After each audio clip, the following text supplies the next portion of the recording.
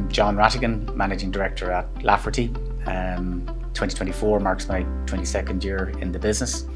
At Lafferty, our core business is the provision of client-side, end-to-end project delivery.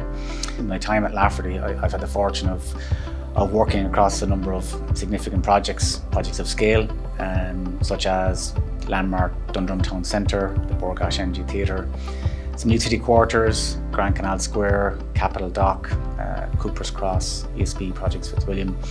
And today the business works on another very large landmark project in Pembroke Quarter, also known as the glass bottle site. I suppose through working across those projects and the business, we have a number of learnings, I suppose. We probably can see that there's always opportunity to improve things across the projects, across the industry. So the ambition is to work hard, to raise the bar and to make all these projects more efficient and effective for everybody that's working on them. So maybe to cover, I suppose, some of the learnings, maybe starting at the beginning. I think setting the project up for success is something that's fundamental, and I suppose taking the time to do that.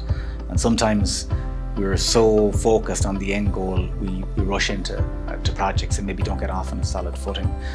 So there's a saying of go slow to go fast, and I suppose something that we believe in at Lafferty, and believe ultimately that it leads to projects being delivered more efficiently, probably in a shorter overall duration, and probably with more certainty around cost.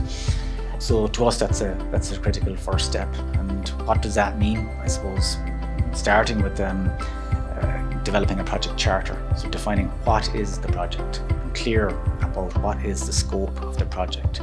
And sometimes you need to do is be clear about what's not the scope of the project, what's not in scope. Having that clarity can be hugely rewarding as you go further along the life of the project.